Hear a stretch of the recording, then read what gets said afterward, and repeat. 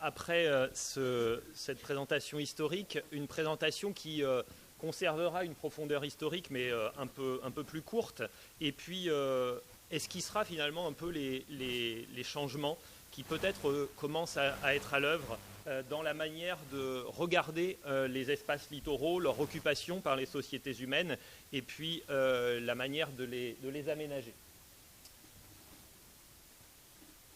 Alors, aujourd'hui, l'adaptation est présentée comme une nécessité, en particulier pour les territoires littoraux.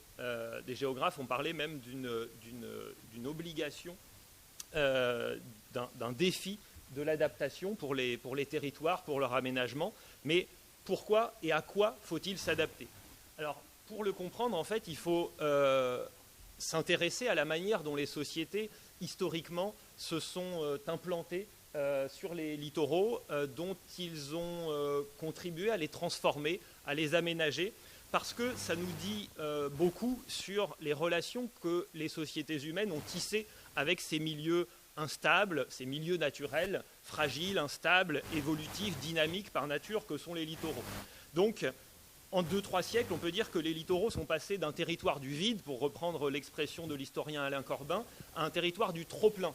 Territoire du trop-plein parce que finalement les littoraux, comme l'esquisse ces quelques photographies, ils ont été progressivement au fil de l'histoire poldérisés, conquis, urbanisés, industrialisés, touristifiés, défendus contre la mer, à grands coups d'infrastructures plus ou moins lourdes, d'implantations qui en transforment la physionomie comme les dynamiques, donc qui les affectent finalement, même si pendant longtemps on a occulté un petit peu ces conséquences que ça pouvait avoir sur ces dynamiques des espaces littoraux, sur leur fonctionnement, et aussi sur finalement la manière que ça avait de mettre les sociétés en vulnérabilité. Mais aujourd'hui, ce sont des considérations qui prennent plus d'importance, parce que finalement, tous ces aménagements que synthétisent ces quelques photographies, témoignent d'une logique d'occupation de l'espace qui s'est faite dans une logique prométhéenne de conquête et de domination du milieu naturel littoral par les sociétés humaines pour les mettre à leur service, pour utiliser les ressources de cet espace très, très convoité. Un géographe parle à propos des littoraux de littoral d'empoigne, c'est-à-dire qu'il dit aujourd'hui finalement ces espaces très convoités, c'est une espèce de foire d'empoigne entre des enjeux, des acteurs, etc., qui tous convoitent cet espace. Donc ces formes d'occupation de l'espace qui ont une certaine antériorité historique, aujourd'hui elles sont de plus en plus questionnées, remises en cause au vu du contexte. Parce qu'en effet aujourd'hui, dans un contexte de changement climatique, on comprend que ces formes d'occupation de l'espace littoral sont très vulnérables aux risques, très vulnérables à des risques qui s'avèrent croissants dans le contexte de changement climatique. Alors, le risque d'érosion, de recul du trait de côte tout d'abord, dont l'immeuble Le Signal à Soulac-sur-Mer est devenu un peu le symbole, et on considère qu'il y a à peu près 22% du littoral métropolitain qui est concerné par ce processus de recul du trait de côte. Donc avec des problématiques fortes en matière d'aménagement, d'occupation de ces territoires qui sont aux prises avec ce recul du trait de côte. Risque également de submersion marine, avec là encore des territoires importants et des populations importantes qui sont concernées. On estime que c'est à peu près 1,5 million d'habitants qui en France métropolitaine sont exposés à ce risque de submersion marine. Et ce risque de submersion marine, vous le savez, il se manifeste régulièrement au gré de tempêtes.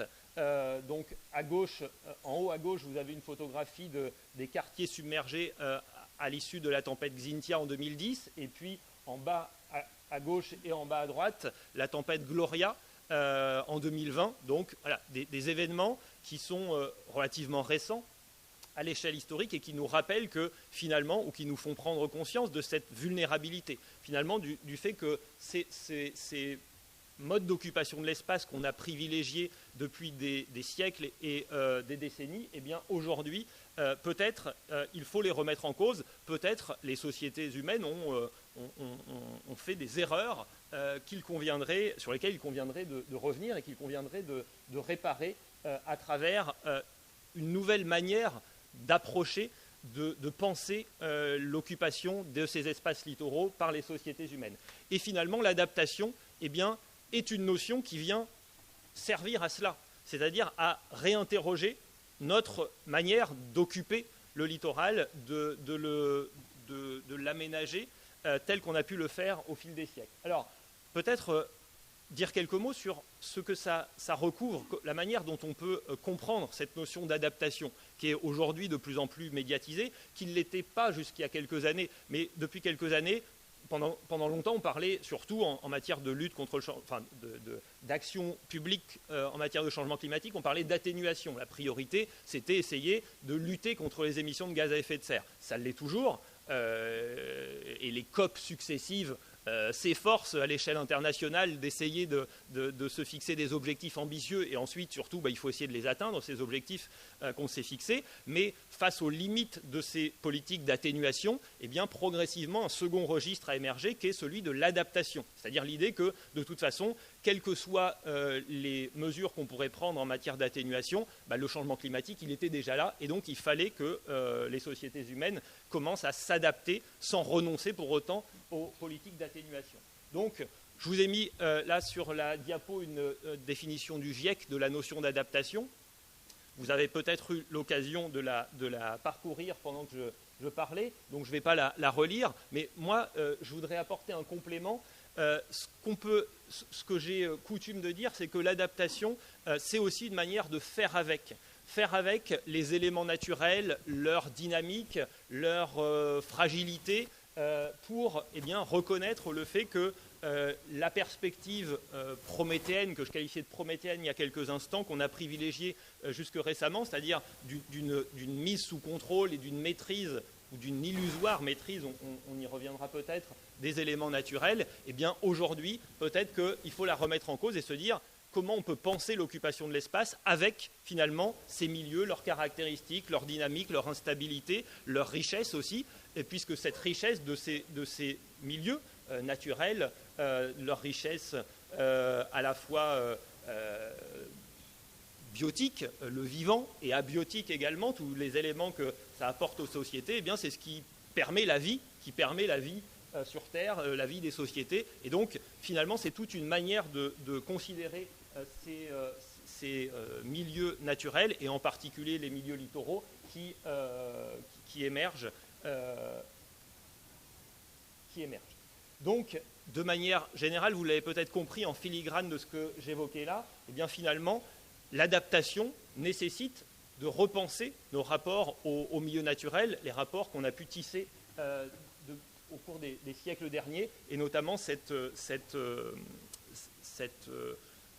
prétention ou cette illusion de maîtrise des milieux, de leur dynamique, et donc faire avec, c'est véritablement réfléchir différemment. Le paysagiste Gilles Clément parle beaucoup de cette volonté de faire avec la nature plutôt que de faire contre. Et donc, sa philosophie, lorsqu'il développe son jardin en mouvement notamment, c'est d'utiliser finalement la nature et non pas de faire contre la nature. Donc, finalement, cette philosophie-là, eh bien, c'est celle qui imprègne, à mon sens, cette notion d'adaptation. Et du moins, c'est une manière qui peut enrichir peut-être la notion d'adaptation dans son acception première, parce que ça ouvre des perspectives nouvelles dans la manière de penser finalement l'occupation de l'espace par les sociétés, et en particulier de l'espace littoral. Alors, ce qu'il faut dire aussi, c'est que s'adapter, finalement, c'est aussi renoncer. Tout à l'heure, vous disiez en ouvrant la séance, demain ne sera plus tout à fait le même, etc.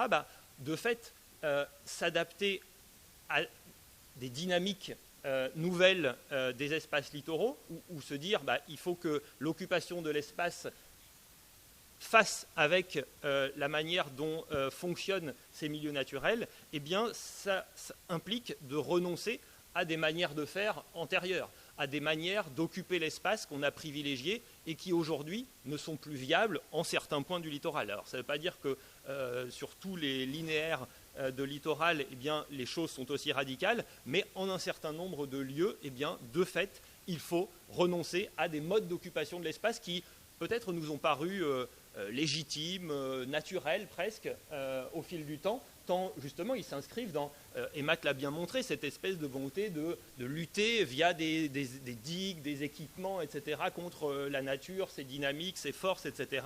Eh bien, aujourd'hui, l'idée, c'est de se dire, en certains lieux, eh bien, repensons l'occupation de l'espace pour faire avec ces dynamiques du milieu plutôt que de faire contre. Donc, renoncer à des formes d'occupation de l'espace, j'ai essayé d'en recenser quelques modalités. Tout d'abord, ça peut prendre la forme d'un recul. Vous connaissez la notion de recul ou de repli stratégique, l'idée de se dire peut-être il y a des territoires où justement un certain nombre d'implantations sont devenues trop vulnérables pour rester en place et donc il faut songer à les relocaliser dans l'intérieur des terres pour qu'elles soient moins vulnérables aux aléas liés au changement climatique. Donc ici, c'est un exemple qui est assez emblématique de cela. Et ce qui est intéressant, c'est que cet après-midi, nous aurons le maire de Quiberville, justement, en visioconférence, qui nous présentera plus en détail cet exemple en Normandie, donc, où là, il y a tout un projet de relocalisation vous voyez là ce camping qui est en première ligne, qui est aux prises avec le recul du trait de côte, le risque d'inondation. Et donc, eh bien, il a été considéré que ce camping, il était trop vulnérable et qu'il était préférable de le relocaliser. Et donc, aujourd'hui, c'est un projet, le maire nous en dira plus cet après-midi, mais où on a déjà identifié du foncier, acquis du foncier, etc. Et il y a un projet pour réimplanter ce camping, 700-800 mètres dans l'intérieur. Alors évidemment, vous le savez bien, pour ces équipements qui vivent de leur situation en bord de mer, c'est pas simple comme choix de renoncer à cette localisation, mais là c'est un exemple de recul, de relocalisation d'équipements vulnérables, considérés comme trop menacés. Autre modalité de renoncement, c'est ce qu'on pourrait appeler la désurbanisation de certains territoires qui ont été urbanisés au fil du temps de manière qu'on juge aujourd'hui inconséquente. Alors ici, on est à La Faute-sur-Mer. Vous savez, c'est la commune qui a été la plus touchée par la tempête Xynthia. Et à La Faute-sur-Mer, la zone là qui a été que j'ai entourée en rouge, vous voyez, sur la photographie aérienne du haut, vous voyez tous ces points noirs, c'était des constructions, des maisons.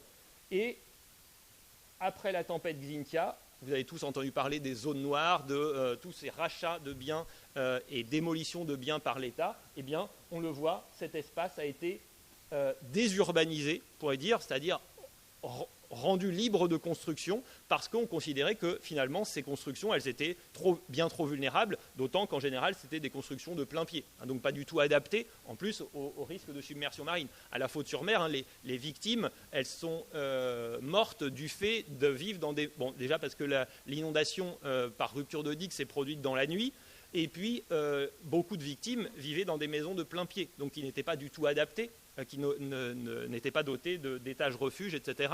Donc, manifestement, on dit, voilà, on a une forme d'occupation de l'espace qui est le fruit de l'histoire, qui apparaît d'une histoire récente, des quelques dernières décennies, finalement, d'urbanisation qui n'intégrait pas, finalement, ces paramètres de risque d'inondation, de submersion marine, etc. Et donc, eh bien, renonçons purement et simplement à la présence de construction en ce lieu, parce que c'est mettre les populations dans une situation de risque trop élevé. Et donc, là encore, vous imaginez bien que ce sont des renoncements qui ne sont pas simples. Peut-être plus simples au lendemain d'une catastrophe comme celle de la tempête Xynthia. Et en fait, ce qu'on voit, c'est que sur d'autres territoires que les littoraux, eh bien, il y a aussi des processus comme ça de désurbanisation qui sont mis en œuvre, soit au lendemain d'une catastrophe, par exemple dans les communes de l'Aude qui ont été inondées en 2018, eh bien, là aussi ce sont des choix à Trèbes, à Villegayenc, etc. Ce sont des choix qui sont mis en œuvre de racheter et de démolir des constructions qu'on juge trop vulnérables. Donc là encore, on est dans cette idée de réparer des erreurs du passé. On considère que finalement, certaines zones qui ont été urbanisées peut-être n'auraient pas dû l'être, et donc aujourd'hui, on revient sur ces choix d'occupation de l'espace. Et juste, du coup, cette photographie, vous avez peut-être entendu que, eh bien, à La Faute-sur-Mer, cet espace désurbanisé, aujourd'hui, on y a aménagé un golf. Bon, donc, c'est une manière de redonner une fonction à cet espace, un usage. Voilà. Troisième type de visage que peut prendre ce renoncement, eh bien, c'est aussi ce qu'on appelle les dépoldérisations. C'est-à-dire que Emmat évoquait le Moyen-Âge. Dès le Moyen-Âge, les ordres monastiques se sont employés notamment à conquérir des terres sur la mer, à poldériser pour développer l'activité agricole, etc. Et progressivement, également à l'époque moderne, et puis ensuite des polders pour l'industrie, etc. Eh bien, dans un certain nombre de cas de figure, aujourd'hui, on se dit continuer à défendre ces polders à grands frais contre la mer, ça n'a plus grand sens. Et donc, laissons progressivement la mer reprendre ses droits. Et puis, vous le voyez ici, cette zone de polder dont on voit ici la mise en ordre par la main de l'homme, avec ces champs, cette exploitation agricole, etc., qui s'y développe, eh bien, à droite, vous voyez comment on a recréé là un marais maritime. Finalement, la mer, il peut y rentrer régulièrement, il revient, et donc cet espace, à nouveau, il est soumis aux influences des marées, etc., là où l'homme avait essayé de soustraire cet espace à l'influence de la mer pour en faire un espace terrestre, administré, exploité, etc., etc. Donc, voilà, les dépoldérisations, ce sont aussi des opérations qui commencent à avoir le jour en France et en Europe et qui illustrent bien ce changement de point de vue, ce changement de relation à la nature. Alors là, je vous ai donné des exemples comme ça ponctuels, mais en fait, dans l'absolu ou dans l'idéal, l'adaptation nécessite de s'inscrire dans un projet global de la manière de repenser le fonctionnement d'un territoire. Donc, c'est ce que l'État appelle la recomposition spatiale. La loi climat et résilience, par exemple, de 2021 a pris un certain nombre de dispositions pour essayer d'œuvrer à cette recomposition spatiale. Et donc, l'enjeu avec cette notion de recomposition spatiale, c'est de se dire il ne s'agit pas forcément uniquement de reculer un équipement ponctuellement, mais comment on repense l'organisation et le fonctionnement d'un territoire à l'échelle d'une commune, voire à l'échelle d'une intercommunalité, pour penser des solidarités finalement entre territoires, puisque, comme je l'évoquais, pour des équipements qui vivaient de la proximité avec la mer, s'éloigner dans l'intérieur des terres, ça peut être problématique. Donc comment on repense le territoire de manière un peu plus globale. Et de manière générale, pour terminer, parce que j'imagine que j'ai parlé plus de 10 minutes, même si Emma d'entrée avait dit 12 minutes, alors qu'on lui avait dit 10 minutes, mais donc moi on m'avait dit 15 minutes, donc je vois que j'en suis à 17, donc ça va, je suis bien. Donc simplement, une notion aussi qui me semble intéressante en matière d'adaptation, c'est la notion de soin. C'est-à-dire que, et là je voudrais vous lire une citation des philosophes Johann Tronto et Berenice Fischer, qui ont défini la notion de care. C'est peut-être une notion, vous savez, une notion anglaise dont vous avez entendu parler, le care. Johann Tronto et Berenice Fischer le définissent comme une activité générique qui comprend tout ce que nous faisons pour maintenir, perpétuer et réparer notre monde, de sorte que nous puissions y vivre aussi bien que possible. Eh bien, finalement, tel est l'enjeu.